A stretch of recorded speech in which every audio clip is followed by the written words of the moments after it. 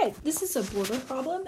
We are going to do a problem like this on Friday, but I wanted you guys to go ahead and have it ahead of time. So the first thing we're going to do is we're going to read our problem. We have a rectangular garden, and it has dimensions of 20 feet by 12 feet, and a gravel path of equal width is to be built around the garden. How wide can the path be if there is enough gravel for 228 feet squared? So it's important that we really wrap our mind around what's happening here. So of course, we're going to draw a picture. So this is our first picture that we have right here. So this is a rectangle. And what we have here is the garden. This is the garden portion of our rectangle. And so I am going to label this. This is 20 feet right here. And then the side here is going to be 12 feet. So this is our actual garden. And if I wanted to know the area of my garden, so I'm just talking about the area of my garden, then I would multiply 20 times 12. So 20 times 12 is going to give me the area of the garden, and that area is 240 feet squared. Okay, so this rectangle right here just represents my garden. Now, the second part of this is saying a gravel path of equal width is to be built around the garden. So here is my gravel path. Now, we don't know how wide that gravel path is, but what we do know is that everywhere that, so all the dimensions, and my rectangle is not drawn exactly correct. We don't know how wide it is, but everywhere around the path is going to be the same width. So the exterior, just the green part, so my gravel path is 228 square feet. So in order to get the area of this entire rectangle, that's the garden and the gravel path around it, what we would do is we would take our 228 feet, which is the area of our gravel path, and we would add that to 240 feet, which is the area of our garden. So when we add those two together, what we have is the total area. And that adds up to be 468 feet squared is my total area. Okay? Now what we have to do is we have to come up with an expression that illustrates what's happening here. So I'm just interested in the value of x. I'm not interested in the entire length or the entire width. I want to know how wide this outer rectangle is. So what we want to look at now is we want to look at this length right here. So we know that we've got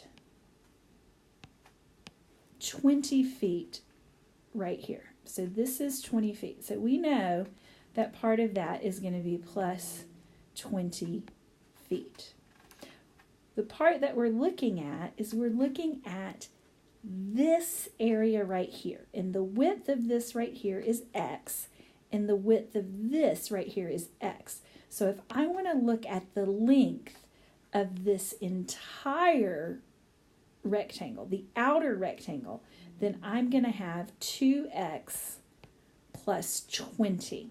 And that is taking into account the inside, which we know to be 20 feet, and then it's taking into account the width of the path on the right-hand side and the width of the path on the left-hand side. So that's where we get 2x plus 20. So using that same technique, we know that the width of this side of our rectangle is also going to be 2x, because we've got an x here, and then we've got the width of it here.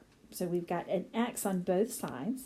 So we have 2x, and then we've got the width of the garden, which is the purple triangle, and that is 12. So now that we have these expressions written, we've got the long side of the triangle, which is 2x plus 20, and the shorter side, or the width of the rectangle, which is 2x plus 12.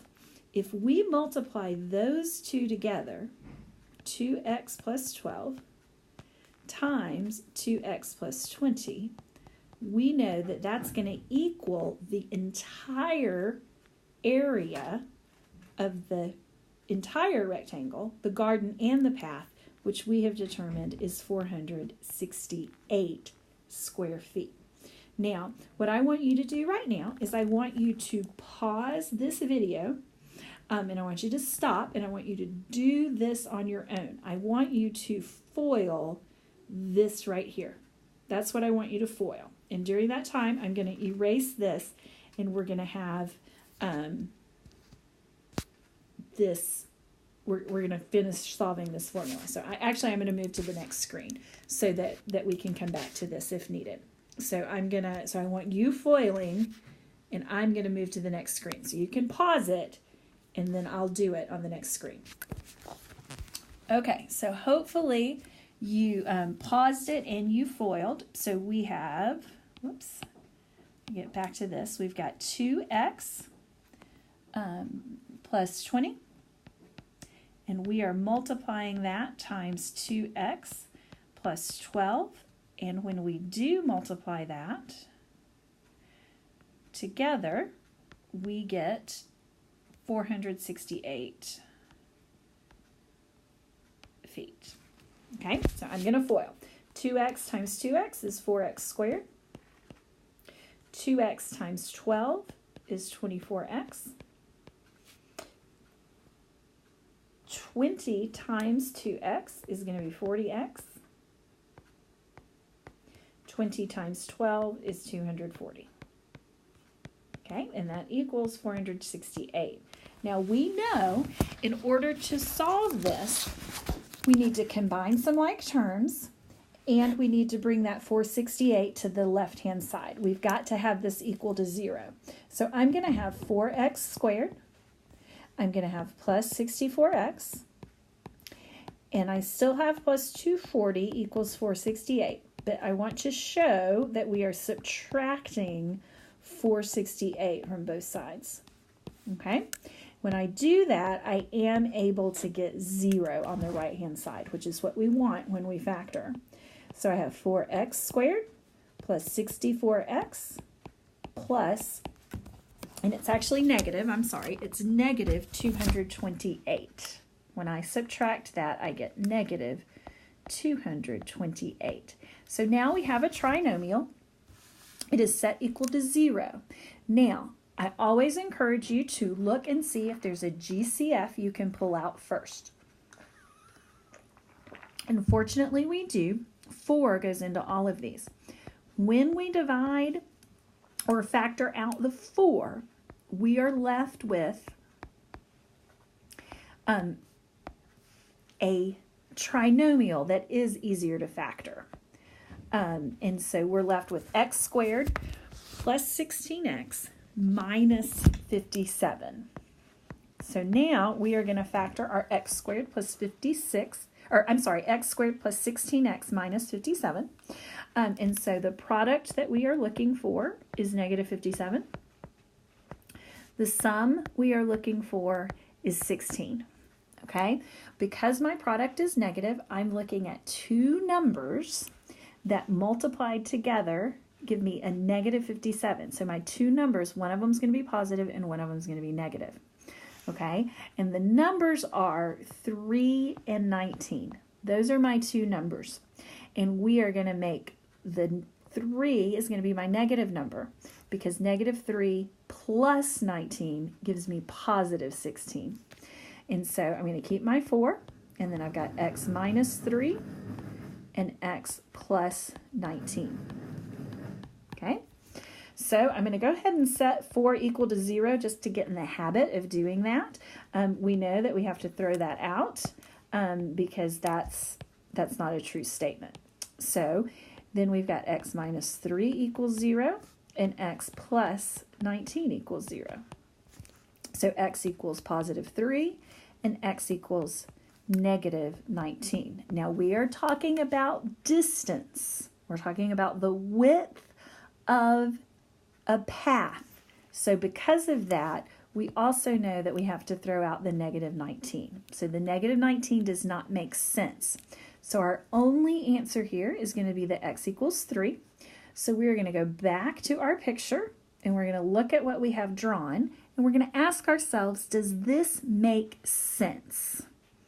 So we've got a rectangular garden, which is my purple rectangle, and its dimensions are 20 feet by 12 feet.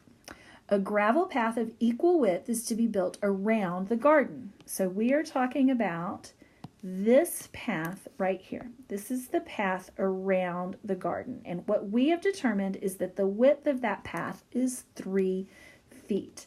And so we ask ourselves, does it make sense that the width of the path is 3 feet? And we are able to say, yes, it does. So the width of the path for this problem is 3 feet. Okay, so let me know if you have any questions, and I will see you in class.